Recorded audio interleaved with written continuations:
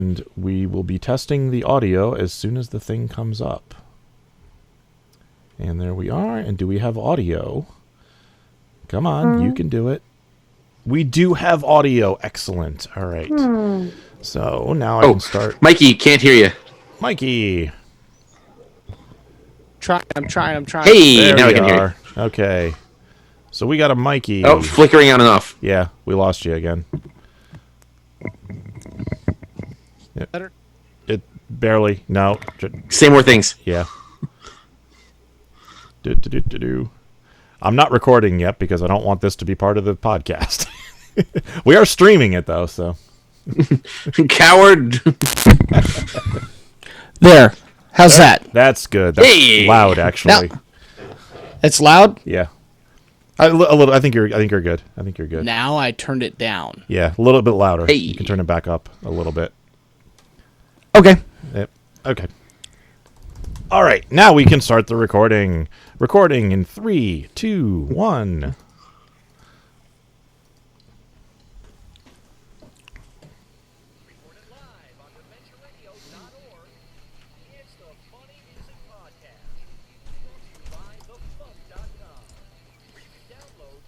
We're not hearing the music.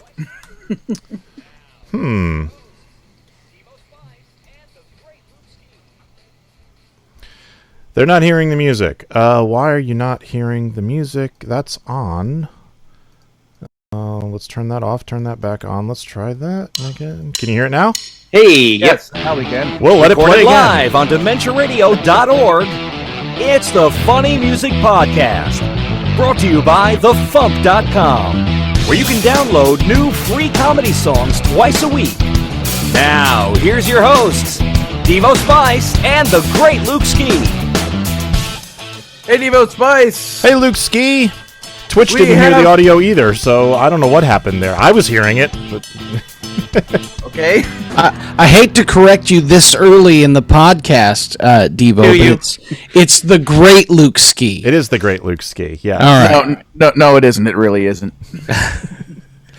So If I was the great Luke Ski, I'd know how to draw heads in profile properly. So, I'm gonna work on that while we're doing the podcast.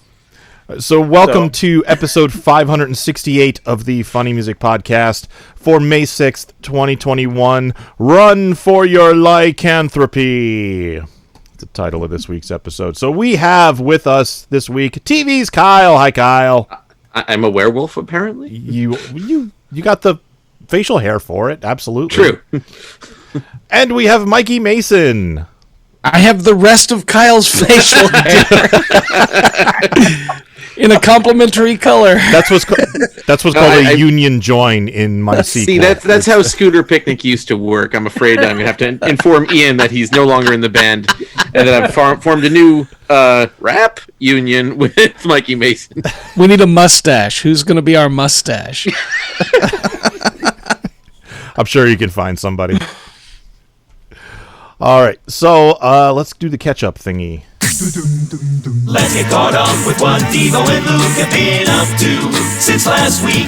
Or else Devo, if Luke failed and didn't show up. Hey, What? no, he's right. So, Luke, what you been up to?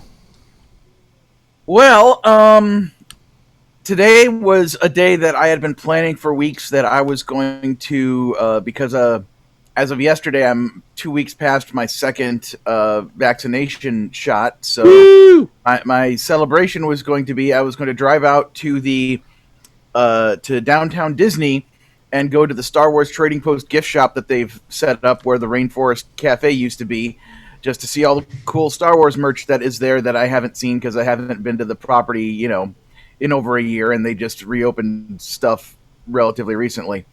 And instead of that, I basically slept all day. So I did manage to get a lot of petting and cuddles with my kitty, which was good. But yeah, just part of being me now is, when I don't have any other responsibilities, is sometimes I just literally stay in bed all day and either sleep or scroll through my phone or pet the cat or something. So I guess what I'm saying is if that, on my schedule today didn't say 6 p.m. do the FuMPCast, I probably would still be there. So I'll just have to go there another day. Ironically, my ease job, there's two different types of delivery that happens. One is the type I've been already doing since I started working in October, which is, you start at the depot and then they give you like 1 to at the most like 6 or 7 things to deliver to people, and then you go out and you do deliveries, and then you come back and get more, and you go out and do deliveries and you come back and more. Now what they're doing is they're taking a whole big section of the greater LA area, which is basically like Alhambra out to the Ontario airport, like that whole northern section of, I guess you could call it Far East LA. And they basically send people out with like a big case full of like $3,000 worth of various bits of merchandise in your trunk, and they have you drive all the way out there, which takes at least 45 minutes, if not in like an hour and a half to get out to that area. And then basically they just take orders from people, and then I just kind of zip around that area from one order to the next with, pulling things out of what is currently available in the case in the back of my car. And then I just spend all day out there and then come back at the end of the day. So I did that a couple of times, and the thing that's ironic about it is that whole area is kind of floating above Anaheim. It's like Anaheim is just far enough away that it's like I get a 30-minute lunch break, and it's like the past 2 days I've been doing that, and like when I hit the lunch break, I hit the GPS thing to see how far away is Anaheim. Could I potentially zip down and spend my lunch, at like downtown Disney, eat at one of their restaurants or whatever? But it's always like at least the amount of time it would take to drive there is always at least, the full length of. So it's like it's frustrating to know that I'm in the general proximity of the place, and that in my mind logically I should be able to get there quickly, but I still can't. So I don't know. Maybe one of these days I will get very lucky, and when I hit my lunch break, I will be far enough south in that general area that I'd be able to pull that off. But anyway, I've been working on this little animatic all week that I have very nearly finished. But Kyle has been giving me some excellent advice and pointing out things I need to work on with my character design, and I, as I said before, it's like there's this one shot at the very end of it. I have the character Deanne in profile, and I don't know. I guess the angle I had her at, I wasn't really seeing what I was doing wrong. And now that I've like isolated that drawing, moved it to its own level, and like turned it so like instead of her head being like leaned back like this, I took the drawing and I turned it this way so that as if her head was straight up and down. I'm like, oh, now I see. Cool. Good. So yeah. So I'm gonna like tweak that and finish up these last, few, like correct the last few frames on this thing so I can get it. Yeah, it's only a few panels. I don't think it'll take you all that long, and it's looking real good. It's looking real good up to now. So it's like it's looking good enough so that I didn't want to let it go. Because it's a actual good portfolio piece, so yeah. So I had to double down on that part. Yeah. So basically, it's kind of like that thing I did before, where it was like a super rough animatic of Deanne and Darius just in the blue and orange, rough lines. Where it was like big beat that. It's like I found a different piece of audio that people on TikTok have been using a lot, and I really felt like this really speaks to their character dynamic. So I want to do that, and I showed it to Kyle, and he's like, yeah, you should do a cleaned up version of this. So I've been trying to make this like a fairly top-notch cleanup, including drawing a background and everything, and so that I can put this up, because I did this for fun, but I'm also wanting to put it on my portfolio, to put it at the top and say, like, see, here's what my work looks like now. Please hire me for the love of God, So yeah. Cool. Awesome. Well, good luck. Anyway, I'm trying to think of anything else significant that's happened over the past week. Oh, Kyle, I watched The Mitchells versus the Machines last night. Holy crap. Yeah, I want to see that. Crap. Good stuff. I want to really see good that. stuff. That looked that's like right up my alley. Yeah. I'll save the full review for, when we record our podcast, but just in case anyone else needs another push to watch it, I'll just add the words from the makers of Spider-Man Into the Spider-Verse. Yes. I saw that on the ads for it, and also there were a couple. I just saw some brief images from the show, and I was like, I should totally be watching this. So yeah, but between like being a Lord and Miller produced film and being from, I think like the creator is like some like high position collaborator on Gravity Falls. I don't know if he was head writer or what, but you know, so, like enough that like Alex Hirsch was like consulting on this film. All of that influence is felt, and it's the animated movie to beat this year, in my opinion. Me too. Something else I noticed, because I didn't really know going into this who the voice cast was. So unlike most films like this, I wasn't able to pick out who. Like usually I can spot a celebrity voice, and I wasn't able to really spot anyone. And then at the very end, I went through the credits just to see who was who, and most of it was like, oh yeah. And then there's I don't want to give away the plot, but the main character kind of makes a new group of friends over the internet, so to speak, by just looking at, you know, like we are right now. The four of us are on the internet in different places. And one of them is a dude, and that dude is voiced by Alex Hirsch. And I was like, oh, cool. So, yeah, anyway, but that was super awesome. And, yeah, I guess that's about all I've been up to. What have you been up to, Devo Spice? Well, I was interviewed last night for a new podcast. Our friend Sam Polkinghorn from New Zealand interviewed me yesterday, my time, today, his time. I'm not sure how time zones work, but so yeah, we talked for about 2 hours last night.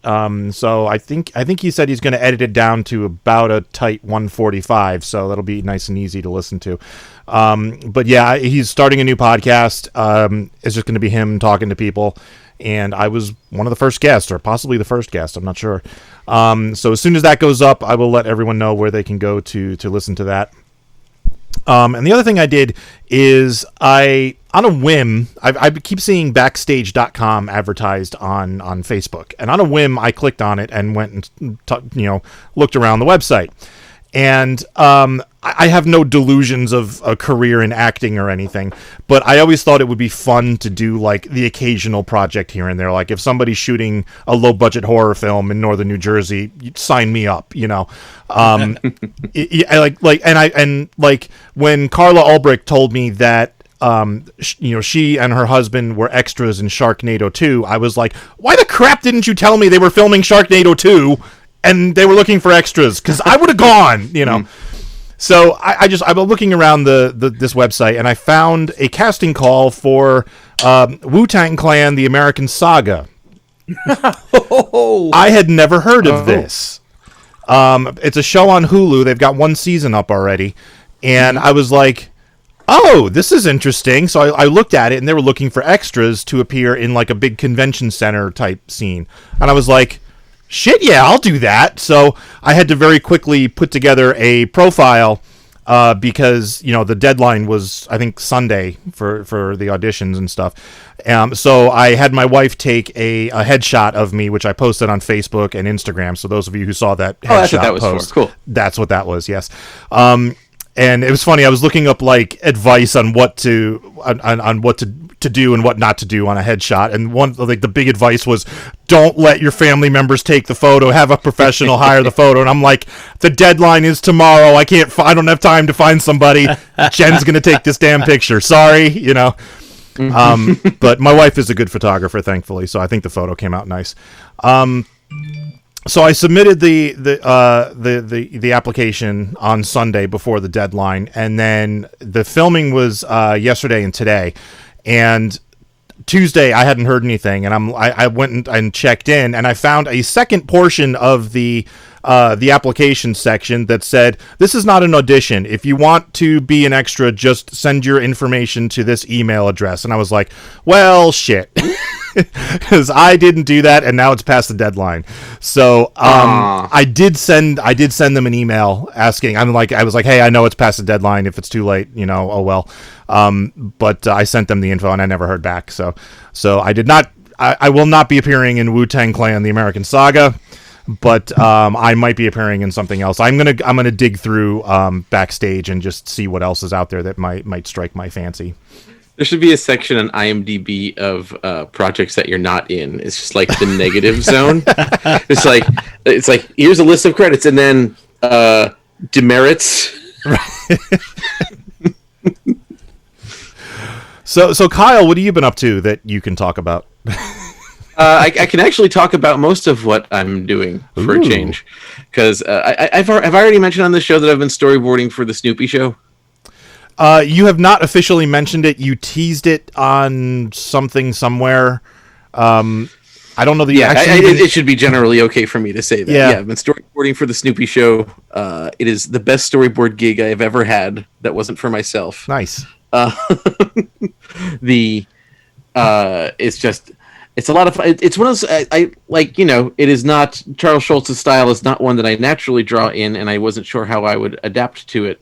But apparently, like, just by virtue of growing up on it and giving a damn what looks like Schultz and what doesn't, it was enough for me to go by.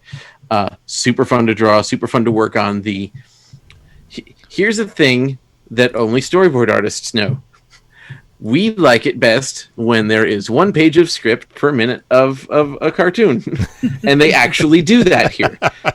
Somebody makes them stick to that. And it's the best.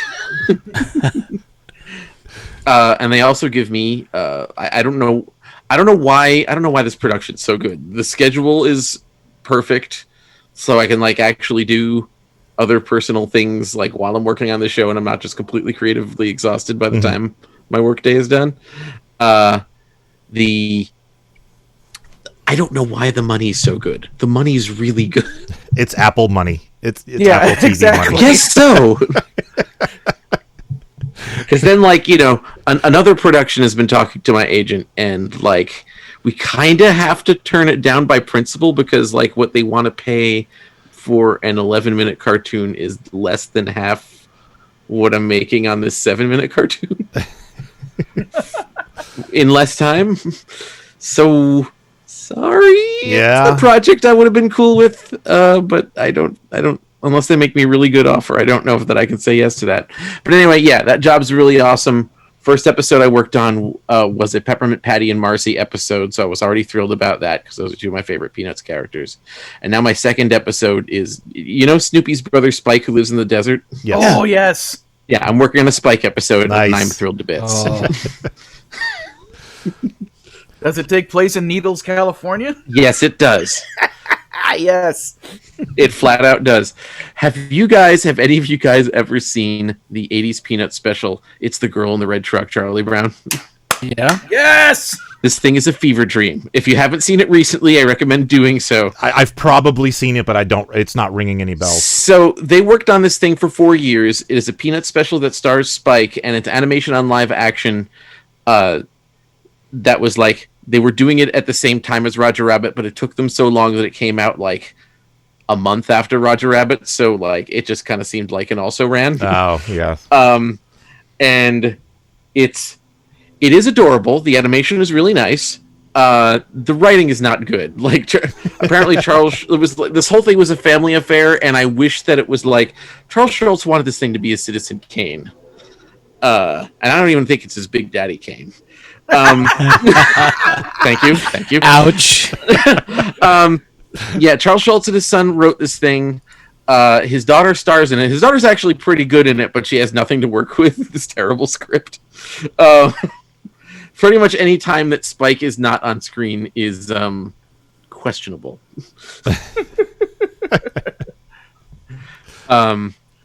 But it is enough of a curiosity that it is worth your time.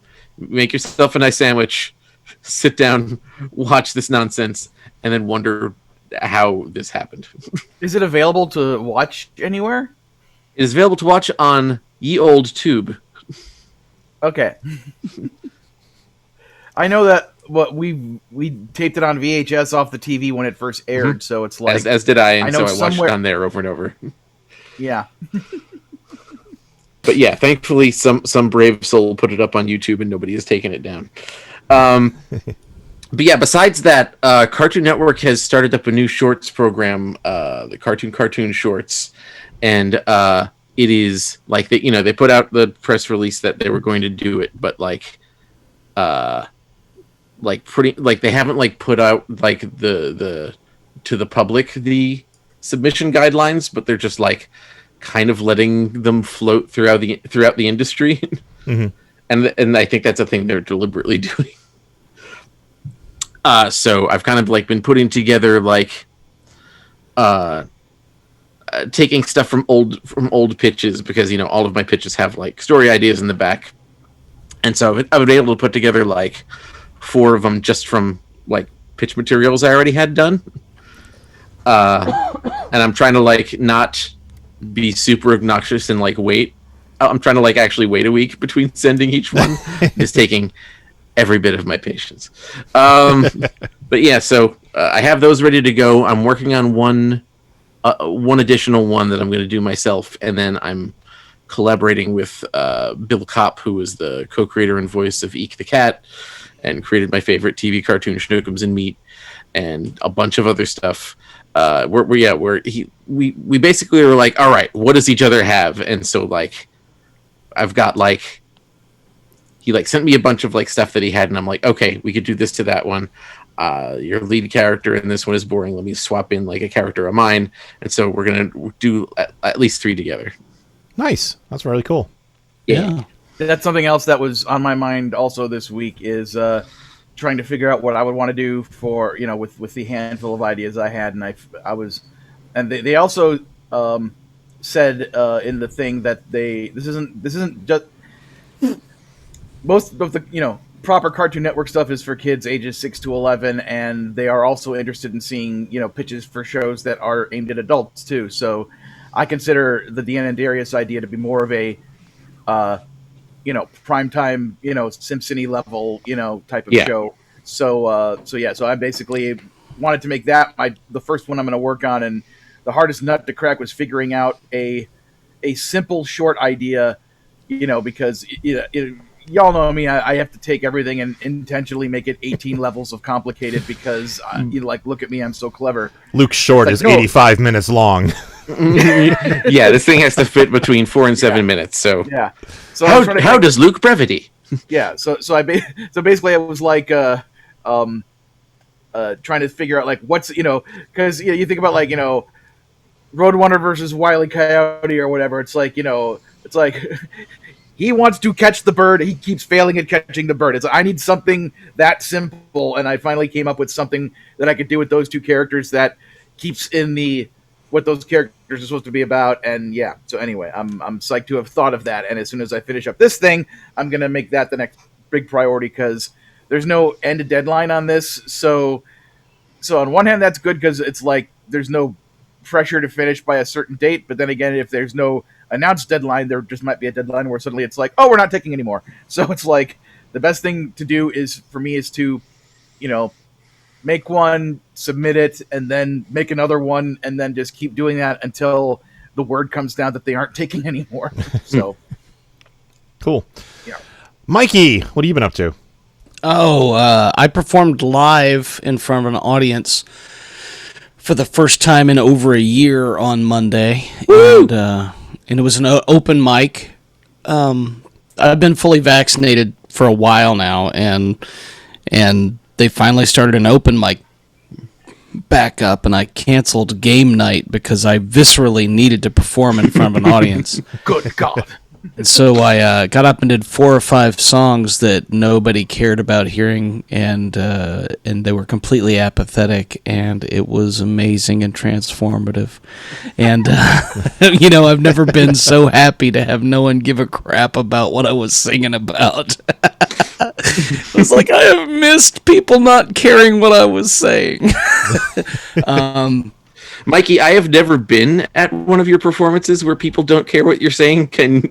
Do you have any reason? Yeah, put it in a bar full of Mondays, normal people. Yeah, and so the 2 ladies who came up before me were amazing and lived in Austin and had a music career in Austin and came up with a drummer and a bassist joined them, and they were immaculate harmonies, and they did one cover song and then the rest, were originals, and I went up and I did all originals with just an acoustic guitar, and the guy with the bass tried to join in and couldn't figure out what chord I was playing because sometimes I like weird chords, which is fine, except it was just like G, C, E, D. I'm like, come on, man. I'm doing a trick. Anyway, so, but, and then the guy, and nobody really cared. And then the guy who went up after me did 5 or 6 cover songs they were pretty good versions of the cover songs. I mean, if you want a jukebox, okay, there's one in the corner, but I mean, it was like Garth Brooks was performing or something. People were like, yeah! I'm like, dude, what are you doing? Anyway, it didn't matter. I performed in front of a live audience. Who goes to an open mic for familiarity? Yeah, right. Well, It's the bar scene. They don't like hearing songs they don't know. But those 2 ladies who they just held everybody, even with their original songs, and I'm friends with the owner of the bar, and I went up and talked to him and said, has he talked to you yet about performing here over the summer? Do you live here now? And they said, yes. I said, has he talked to you about performing over the summer? They said, no, we haven't talked to him yet. I said, he will before the end of the night, or he's an idiot. Because he should, or he's an idiot. And of course we're friends, and he said I just didn't want to talk to him. I didn't want to walk up and interrupt everybody, so he made sure he talked to him. But that was fantastic. And then today I did an online show. I have a fan who just turned 7 years old, and he had for a year, because this is the kind of kid who, as soon as his birthday's done, he tells his parents what he wants for his next birthday party. As soon as Christmas is done, he gives his parents a list for next Christmas. And for a year, he's been telling his mom and dad that he wanted a Mikey Mason themed birthday party. Nice. Wow. Never wavered. Not once. That's awesome. So they sent me a one of his gift bags that all the kids who went to his birthday party, and they came with dice, so I got dice. And they came in these rock bags with the guitars, and they've got this Rockstar journal and Rockstar pencils and a guitar pen, and then this inflatable guitar that doesn't want to stay inflated, and I got this beautiful letter, and they had me do an hour virtual performance for him and the kids at his party and his family who were watching online, and it was bizarre and amazing. And I said, but you got to pick the set list, because this is for a 7-year-old's birthday, and I've heard my music, so you're going to tell me what of my music I'm going to play, because Mikey, how does a 7-year-old become, well, I suppose a 6-year-old become aware of Mikey Mason? His parents are fans, and okay.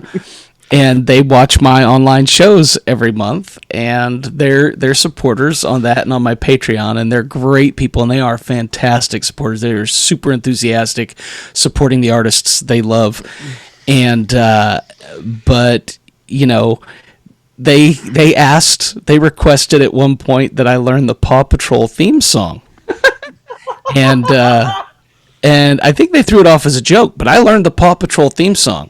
Nice. And let me tell you this. That is a very catchy and well-written song.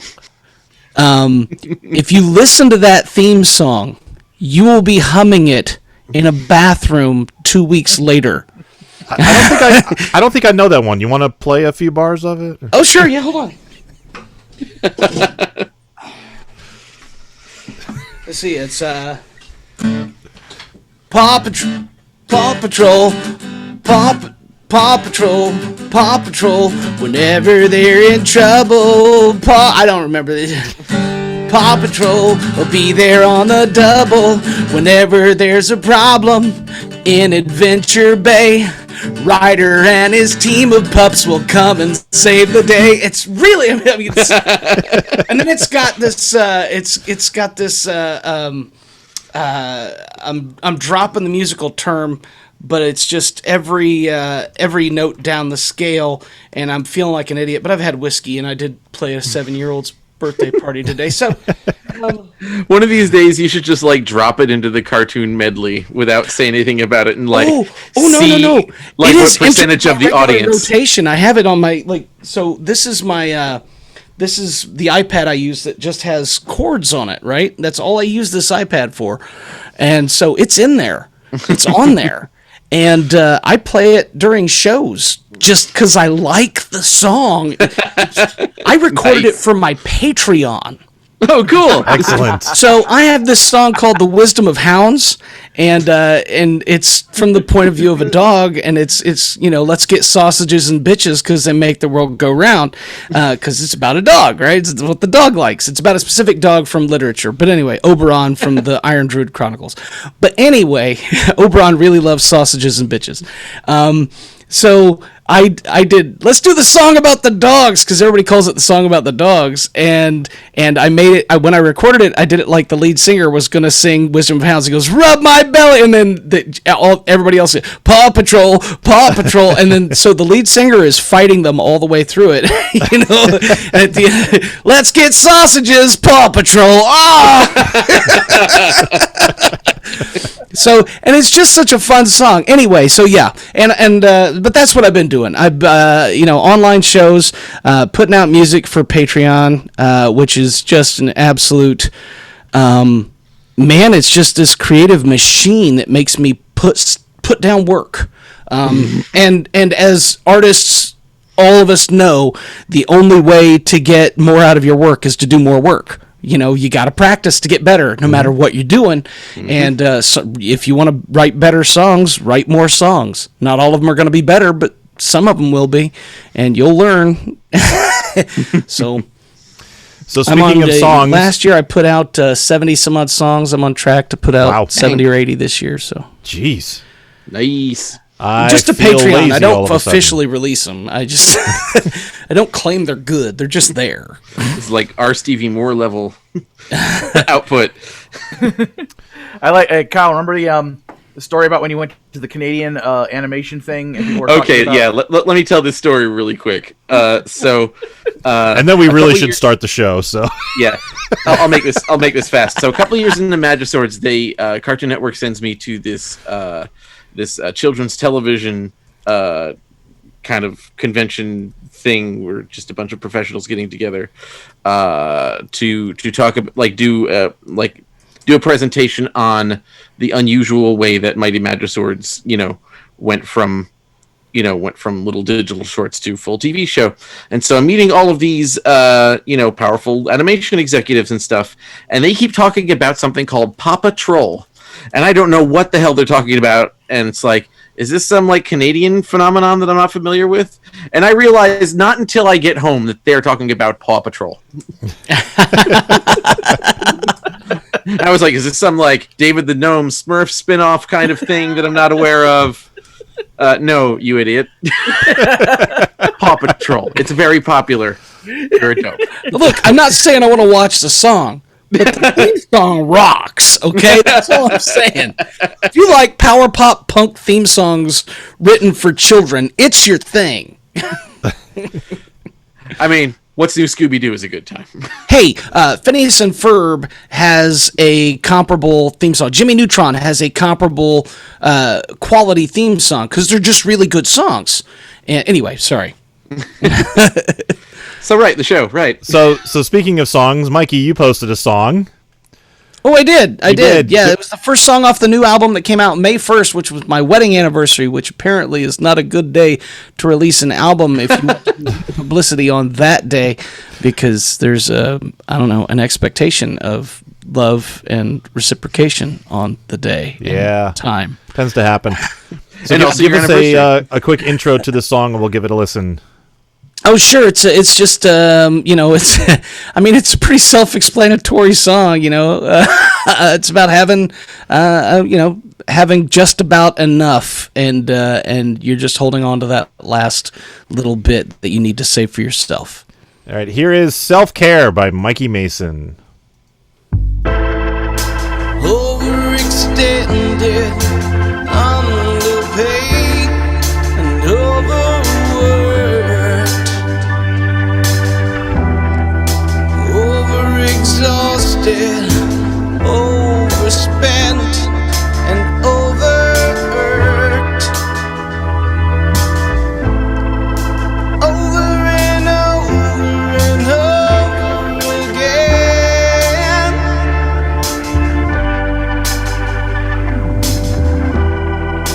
Over the edge and under my skin, but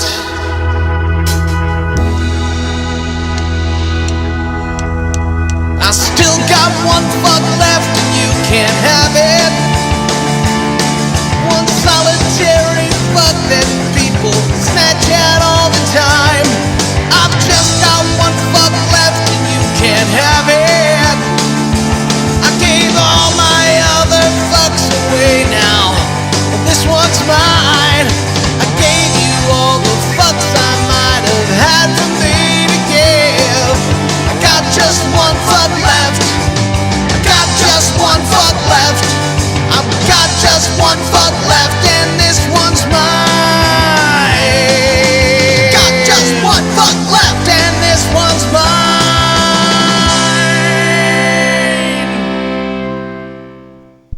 Yeah. Woo! Yeah. Did the 7-year-olds like that one? That was not amazingly on the list. You know what's funny is because this young, I'm not saying any names. I don't want to give any identifying information out. We're talking about a 7-year-old, right? And they deserve privacy, as awesome as they are, because this kid is great and has immaculate taste in music and performers. Let me tell you that. As soon as his parents think he's old enough, he'll be listening to the FuMP. I guarantee it. Look, I'm just saying that his mother went through and curated a list of songs of mine on Spotify to send to the other kids' parents so that they didn't ask their streaming service or like Alexa or Google or whatever to play a song of mine and then get something like Scooby Thulu or one of my old stand-up comedy songs that I no longer perform or something horrible, and or Let's Get Sausages and Bitches. She didn't want them,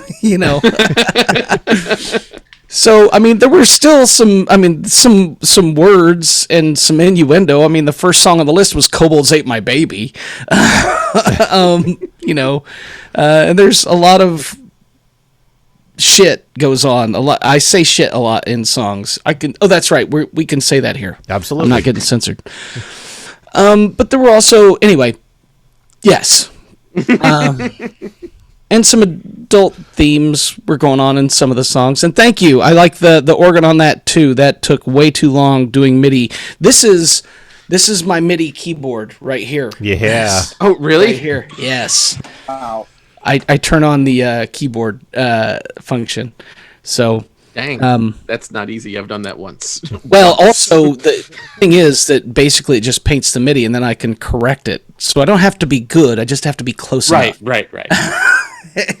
And I can move notes and stuff. So, yeah, that's the first song that's technically released. There's a video for Friday Night 1988, but that's the first FuMP release song. There will be 2 more songs released on the FuMP from Retrosance, because I don't write solely comedic songs.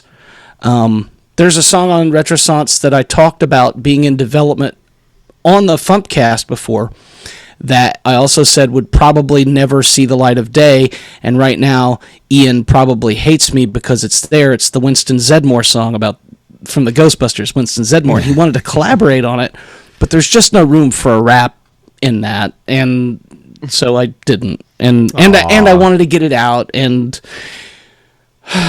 yeah, you did a song about Ghostbusters without Ian. He is never going to speak to you again. I will write a song about Ghostbusters just to do with Ian. There you go. Either that or... You've got 85 songs to write next year. One of them can be about Ghostbusters with Ian. Well, it's going to get slated right after Kyle and I team up with our, complimentary facial hair song. It's going to have to happen. And I've never put out a rap song. I'm just throwing that out there. And I'm not averse. It's just not been my thing yet. And so. Worth a try. It's freeing. I don't know. I know my vocabulary. I'm an English major, right? And I consider myself pretty verbose. And I have listened to a lot of rap and hip hop where I was like, they've got a really great grasp of language that makes me feel kind of wholly inadequate. And I have a degree in this. What you got to do, which is my strategy 100% of the time, is to make the subject something really friggin' stupid. Oh. So that if it comes out good, it's a miracle. Pressure's off. That does work. I can attest to that. What was that? That does work. I can attest to that. Dude, I loved your song about the dryer socks. Thank you. I'm just saying that I did write a song called Sorry Ma, or no, I wrote a song called Why Am I Still Watching This Show, about watching a TV show, keeping watching a TV show that you actively don't like, but find yourself watching every episode anyway. And it's about all the things that I could tell you how to do. And one of those is I could tell you how to write a stupid song. But I can't tell you why I am still watching this show. Because the remote is just out of reach and you don't want to get up. Here's the thing. There's a show, maybe you've watched it, and I'm not going to say it's bad. I watched Arrow, and this is a different show. I watched Arrow for 3 or 4 episodes before I realized that it was just my superhero soap opera. Yeah, basically. Yeah. And it wasn't necessarily good. It was closer to bad. I mean, if we're going to go on the log scale. It was closer to Batman, really. I'm just saying, the log scale it's better than bad, it's good. No. This is closer to bad than good. But it was, I still kept watching it. Up until John Barrowman made me cry by crying, and then I was out. I was like, I can't deal with John Barrowman breaking my heart. And now Jody and I are watching this show that's a Cinemax show on HBO Max. It's called Banshee. And spoiler alert, well, you learn this in the first episode. It's about a released convict who adopts the identity of a small-town sheriff after an incident. And okay. And if you can't buy into that, don't watch the show. But it stars the guy who's in The Boys, and he's the Superman character in The Boys. The absolutely tyrannical, horrible Superman character in The Boys. And the one thing that I love him as an actor, but I hate his mouth. I hate his mouth. His mouth is built wrong. It just looks wrong. And there is no good angle to photograph it or videograph it or whatever. No cinematographer can make his mouth look correct to me. And So this Superman needed like the Henry Cavill mustache to cover up the mouth. Yes. Oh man. He needs all of Kyle's facial hair, all of my facial hair, and he needs to just do this with it. He needs to flip it straight up. Anyway, watching him on Banshee, he is a seriously skilled actor. He's incredibly skilled. He is so flamin' good compared to the script. He can convey so much emotion with his eyes and his horrendous, I hate his mouth, and his... But he's that good, and I love him as an actor, and I wish that I finally got to the point where I don't actively hate his mouth. But the whole point of that is we just started season 3 of 3 seasons, and we've referred to the show consistently since we started watching it as I hate his mouth. That's it. I hate his mouth. So that line went into the why am I watching this show? But that's true. It's seriously. Oh. Okay. I want to ask you about the new album. I don't know how to direct the conversation back then, so the new album just came out, and it's all songs that appeared on my Patreon first. because that's when you're writing that much material. That's where your material comes from.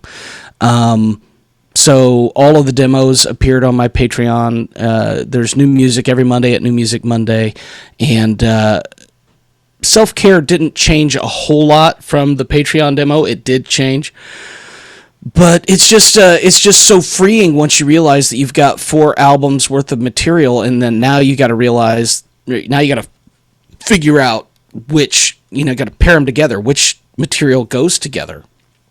So I think my next project is going. You want to talk about the album I just put out, and I want to talk about the next 3. That's fine. The next one is going to be just a pure comedy album because I've written so much that's funny, and a lot of it's been put on the FuMP, but hasn't made it onto an album yet. So I want a lot of that stuff on the FuMP. Like, I Don't Think That I Like You Anymore, and it was aliens that stole your or that parked your fucking car. So those I want on an album because they're worth being on an album. But yeah, I love Retrosance, and musically, Sean Faust's fingerprints are all over that album. He does a lot of keyboard. He didn't do the keyboard on Self-Care, but that's because, I was playing. And he probably would have done a much better job, but I finally got an organ sound that I liked. Cool. Who did the cover art? Did you do that? I did that, yeah. So basically, I thought, what says... I had a few different ideas for the title. It was Next or Retrosance or something that I can't remember, so I won't even bother. And I really liked Retrosance, and I put it out to my patrons, and about 50% preferred Retrosance, so it reinforced what I was thinking. And I just took that old, what's his name, art, the angel, everybody's seen that, and I was like, well, that needs to be a Mikey. And so I put a ball cap on it, and I'm pretty good at Photoshop. So I made it look, I gave it the crack allure, and I put the Mikey emblem on the lute that he's playing, and then I made sure, because there's a lot of 80s rock retro feel to this, and I wanted that sense of rebirth because we're coming out of this pandemic slowly but surely, and things are coming back to life. So I wanted that feeling of renaissance, but also it was such a throwback sound on a lot of the songs, such an 80s rock, not early 90s rock feel on some of the songs. So I just fell in love with the idea of Retrosance. So yeah, I did the cover art on it. I do all my own cover art. It's much cheaper that way. Yeah, that's cool. I sometimes forget that you're an actual artist. You can draw and paint, because I don't see you do it all the time. Like, I see Kyle constantly posting his drawings online, but I don't see you doing that all the time. Kyle and Luke can make a living at it. Luke used to be able to make a living at it. You made more of a living at it than I have, pal. I'm just saying. My art hung in Comedy Network's or Cartoon Network's offices because you, and and I love you for it. Highlight of my life, one of them, guaranteed. Me, I play 7-year-olds' birthday parties. Yep. And try not to say fuck. That must I have been succeeded. a challenge. I didn't say fuck, not once. I thought it a lot. Didn't say it not even once. I have this. Wow, those. There must be like a specific form of what's that disease where you just curse all the time?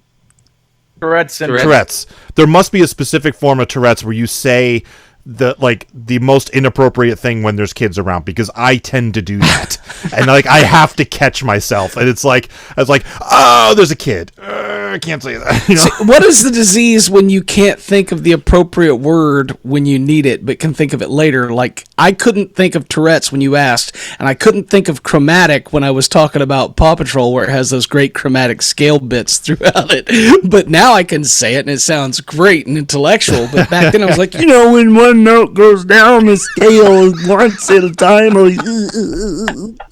I believe that's called brain not do. Well, I've got the brain not do disease. Whatever that is. And of course, there's the disease where in every situation, at all times, you always have to think of the most inappropriate and most hilarious thing that could be said, and that disease is called being a comedian. That's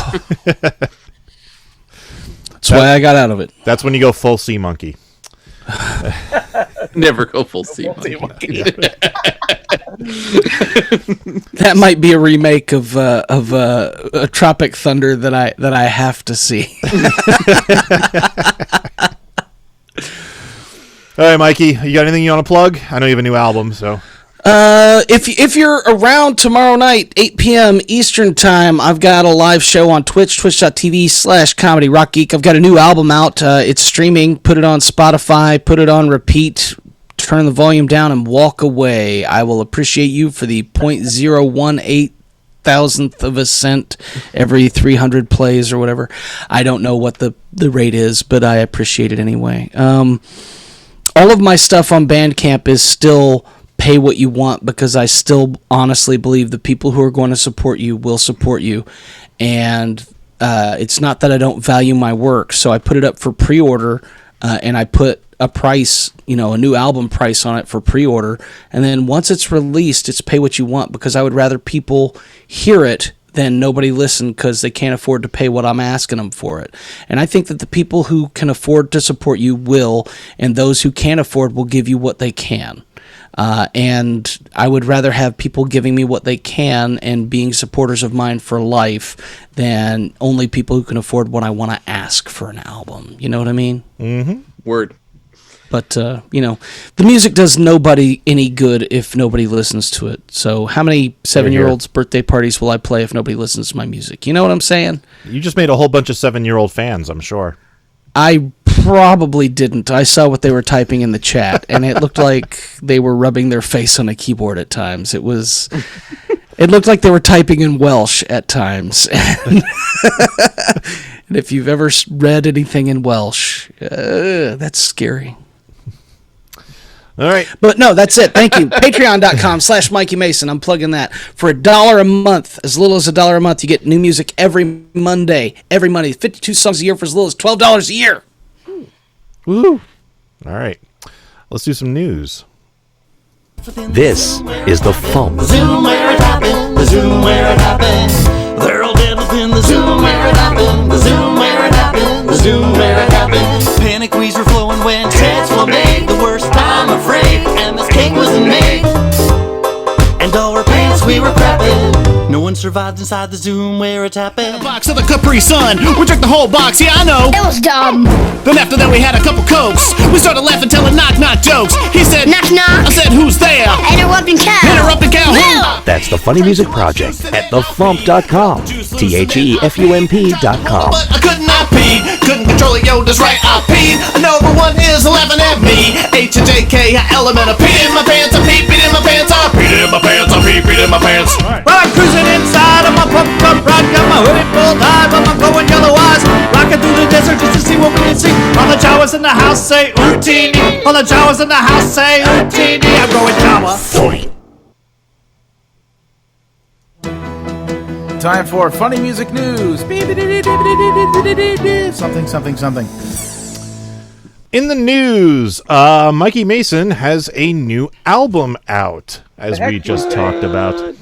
Retrosance is available for $10, or the CD is $10. The Bandcamp the digital version is pay what you like.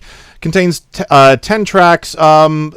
Mikey says, my 11th full-length studio album. This is very much a product of the pandemic, with most of the songs coming to fruition in 2020.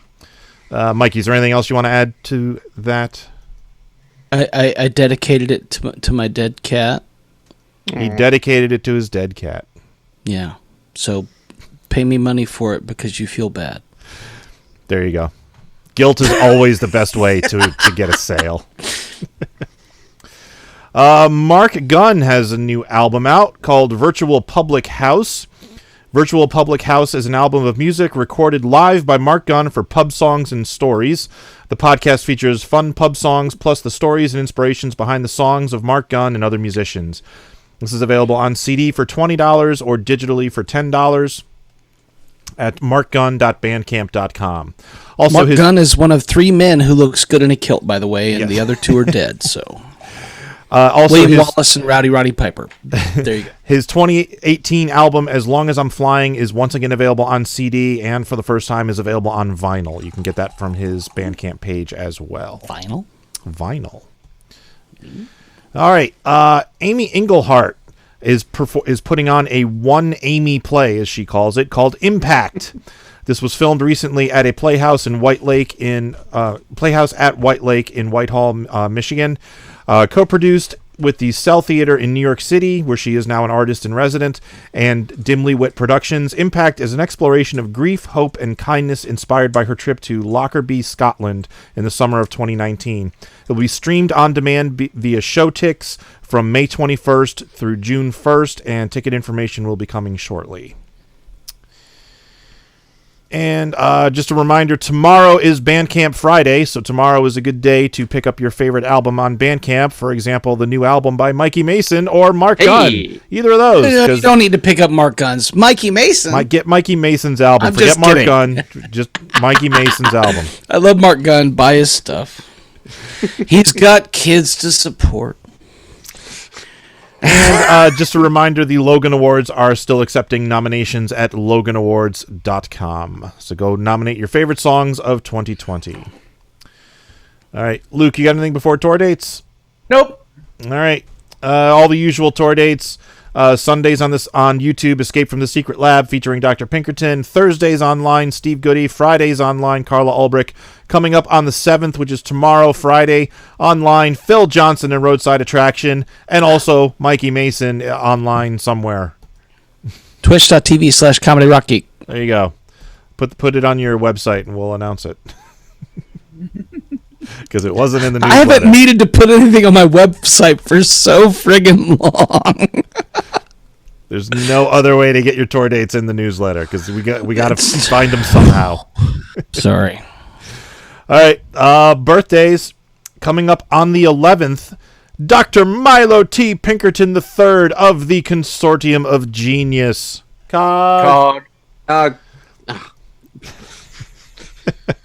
Lag. All right. So that's it for news. That's it for tour dates. Kyle, you posted a song. I did. Tell us about this song. How stupid can you make rap until it's not rap anymore? This is the musical question we've chosen to answer today. All right. Here is Taste My Dog by TV's Kyle.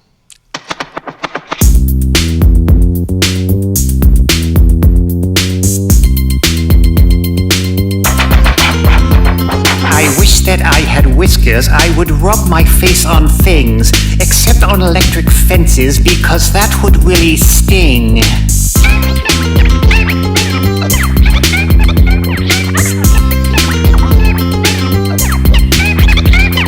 You could eat live fish, it's sushi times 10. If it flops back out, just eat it up again. Taste my dog, he's low in cholesterol, roll up top his Spanish. Try not to fill up on my Tylenol, Wolverine's making a Danish. That should actually be Dan-ish for proper rhymings. Dan-ish, as in Dan-like. Dan-esque, in a way indicative of Dan-ness. I tried to play Superman, I shaved off all my stubble. I wore my undies outside my clothes, and now I am in trouble.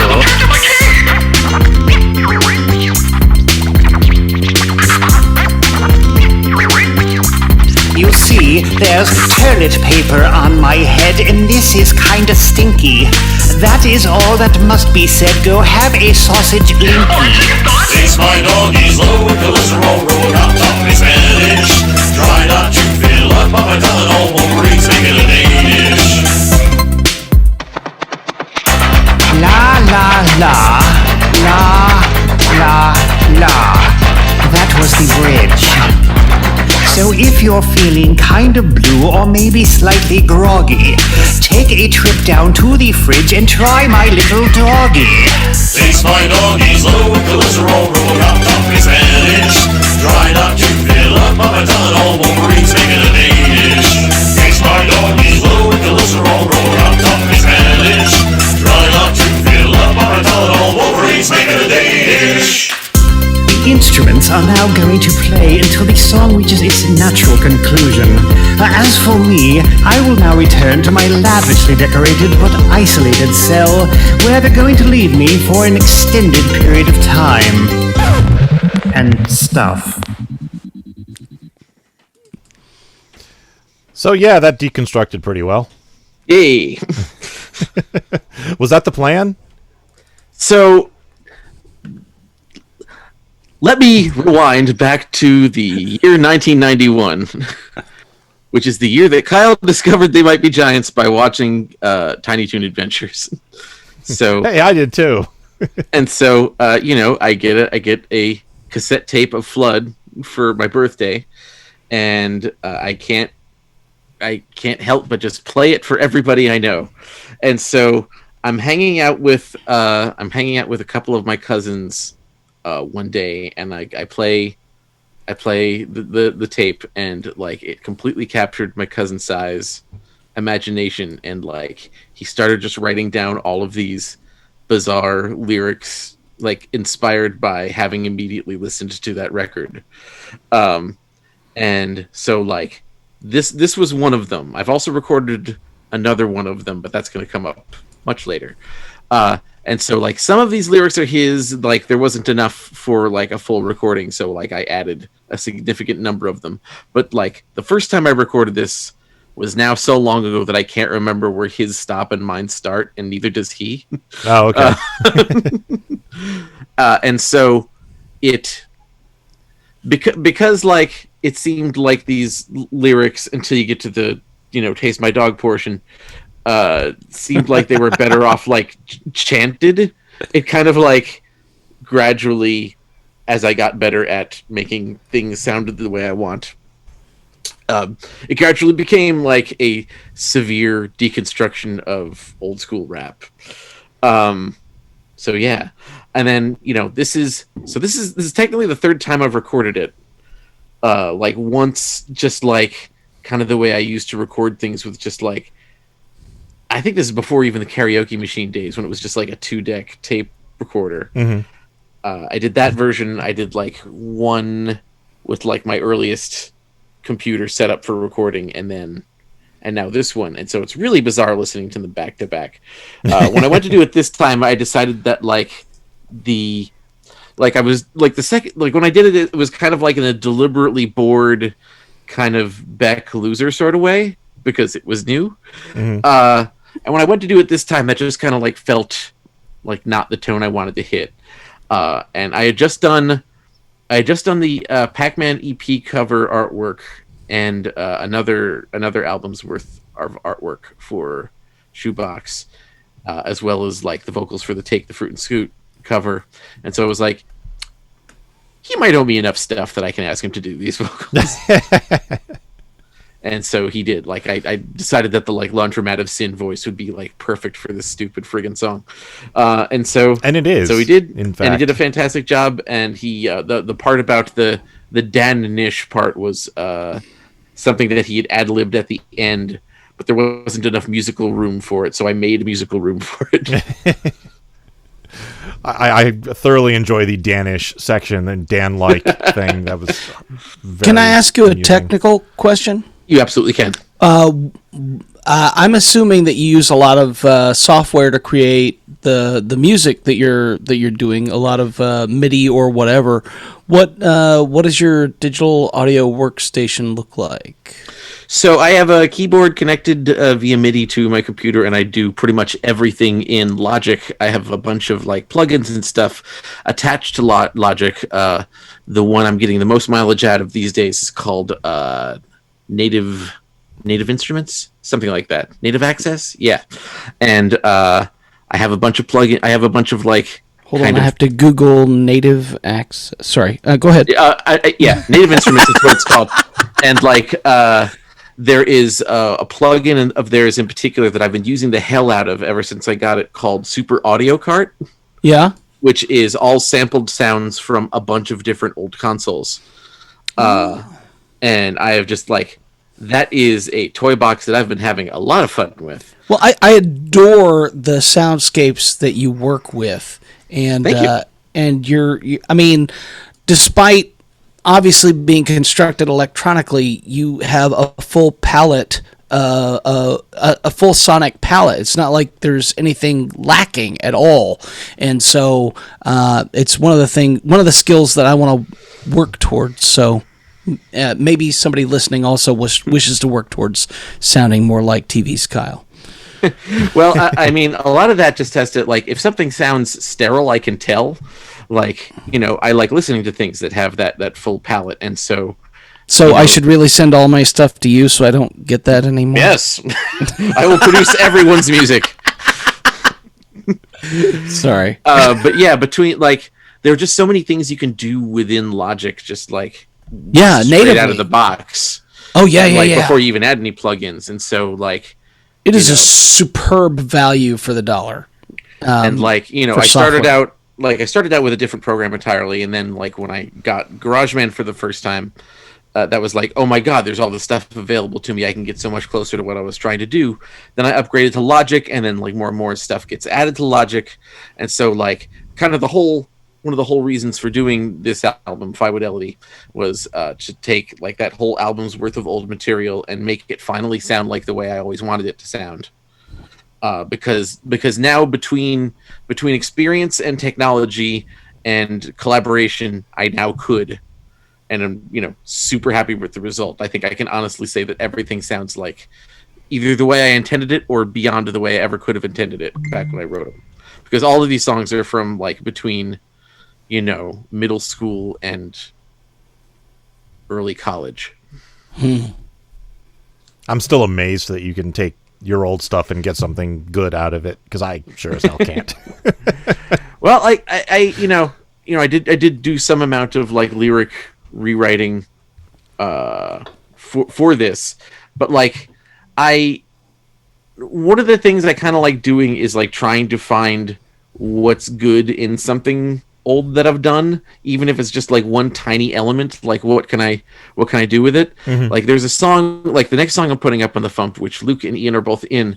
Like it was like the first song that I had ever written, like actually playing a keyboard instrument, and it's like kind of the world's dumbest little folk tune thing called Cat Named Flo, and we have transformed it into a 3-verse rap cacophony. So it's like an unofficial follow-up to I'd Buy That for $1.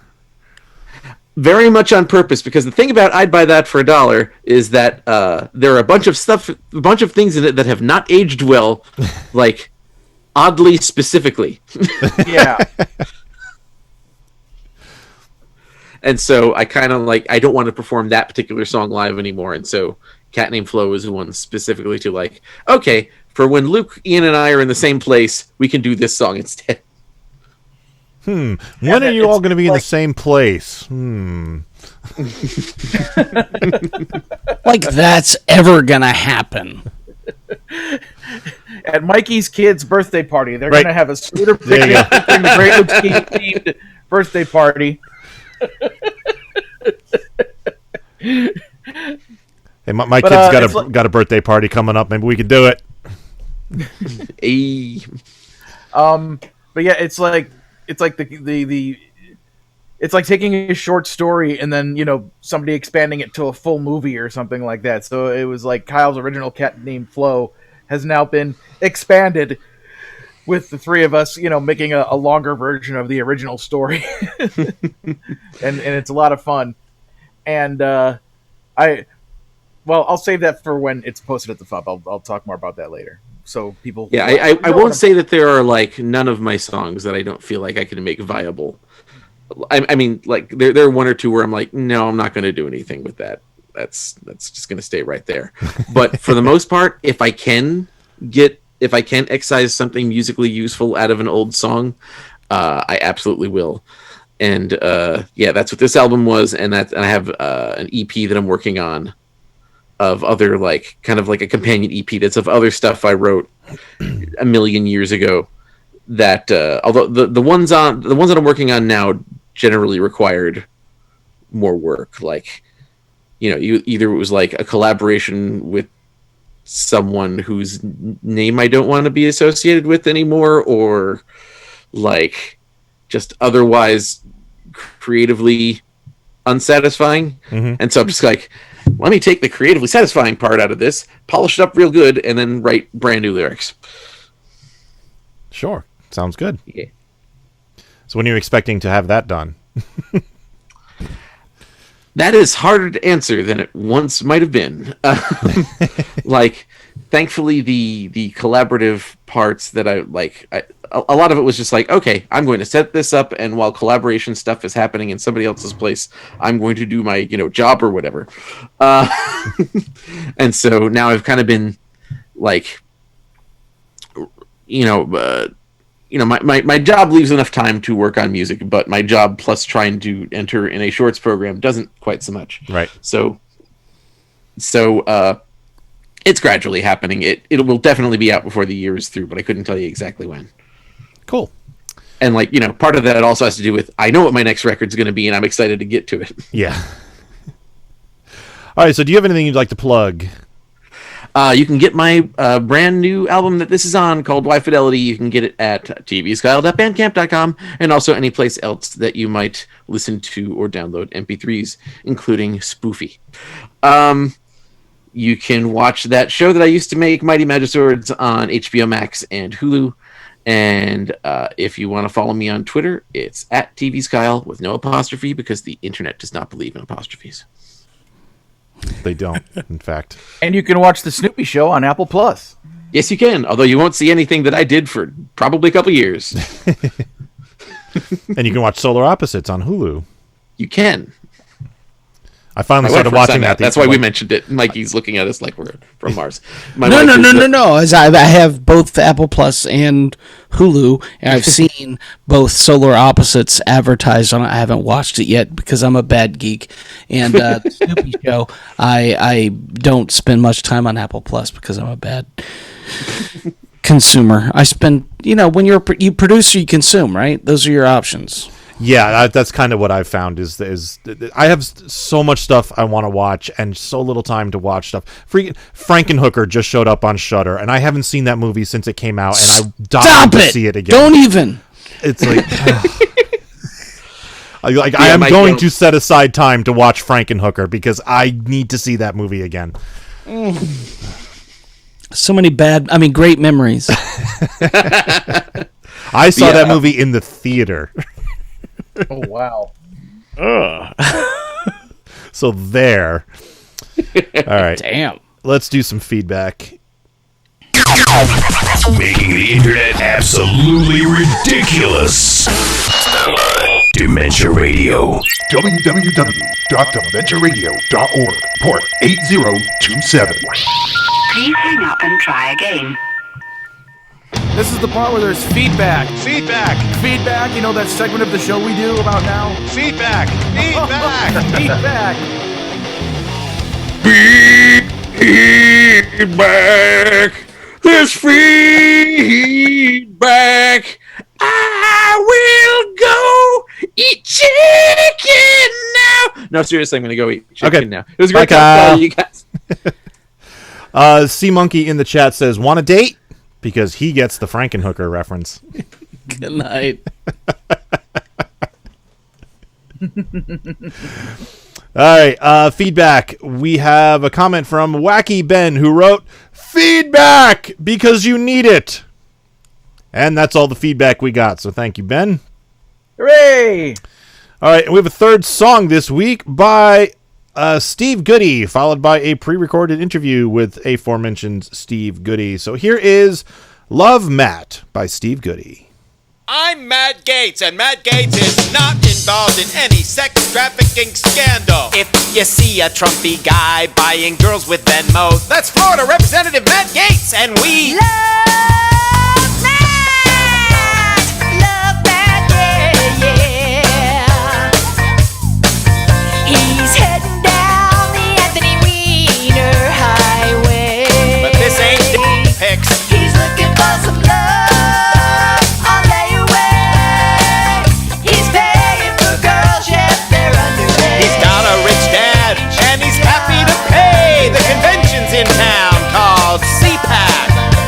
I got me a hot tub, and it seats about 20, so come on, making money. We love Matt and his punchable face. Better stay away from the daycare center. We love Matt, baby. I love my baby. We love Matt, babies love Matt. We love Love baby.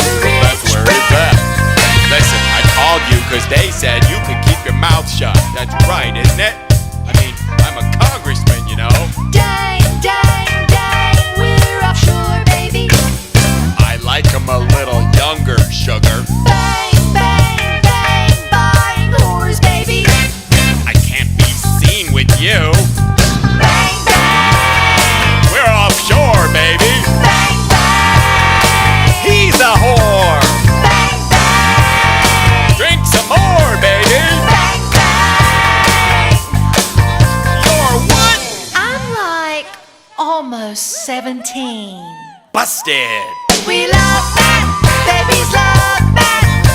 I'd probably go to prison except there isn't any witnesses. Huh? What? I'm on the news? Oh, crap. You know, tipping is encouraged. All right, I'm here with Steve Goodie. How you doing, Steve? Hi, everybody. I'm fine. How are you? I'm doing good. Good. Once again, you're not on the FuMPCast because you're off doing your own show. Correct. And we are pre-recording this on Star Wars Day. You can tell because I'm wearing my Boba Fett t-shirt. Yeah, and you can tell because I forgot, and I'm wearing an unrelated shirt.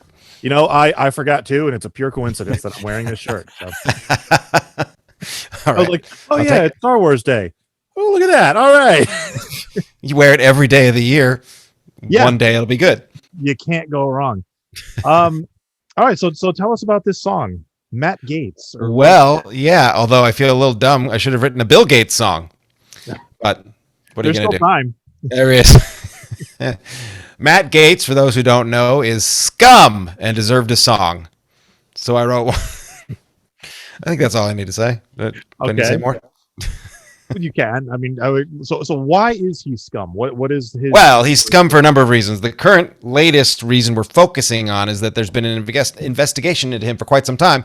That fact has come to light that he is under investigation for potentially sex trafficking and sex with a minor. Right. He and his pal, whose name I forgot, Adam Greenberg, is that it? And a couple others. They just love breaking laws. They just love breaking laws. And apparently they're looking forward to being booked right next to Bill Cosby. So it's going to be awesome. We're going to see how this goes. And I decided they needed a song about how awesome it is to be a United States congressman breaking laws and getting busted at it. Well, they're part of the aristocracy, so you know they have a different set of laws that apply to them. Oh man! And I heard this. My mom told me this. I think it's probably accurate. I don't know for a fact that his friend, whose name I think might be Adam Greenberg. See, I don't know a lot of things. It has come to light. He sent a letter to Trump's White House. I don't know if it was directly to Trump, asking for a pardon. This was before before Biden became president. Asking for a pardon for a list of crimes. He actually set out which things he had done that he would like to be pardoned for. It's like so that's evidence. Watergate guys. That's how dumb these guys are. That's like going to be entered into evidence now. Yeah. That's fantastic. I know. I'm going to have to write another song after the Bill Gates song. Matt Gates, Bill Gates, Matt Gates. That's the way I work. So does Matt Gates talk about himself in the third person? Matt Gates does talk about himself in the third person. Okay. Yeah. I didn't just do that for no reason. I figured there was a reason, but I don't follow politics close enough. I've never seen Matt Gates talk. So you know, it's funny. The guys who played horns for me on this song didn't know who Matt Gates was. Okay. I said, in order to keep you from backing out, I'm not going to tell you what the song's about. Play your parts, then you can look it up. So it's all fine. Are these like Trump following? No, I don't. Well, my friend Brian certainly is not a Trump guy. The other fella, Robbie, I don't know him that well. He might be, probably not, but you just never know who you're going to offend with a song like this. So it's best to keep everyone in the dark. They just played along with my instrumental tracks, and I had the B-52s alongside it so they could reference it, but they didn't have my lyrics.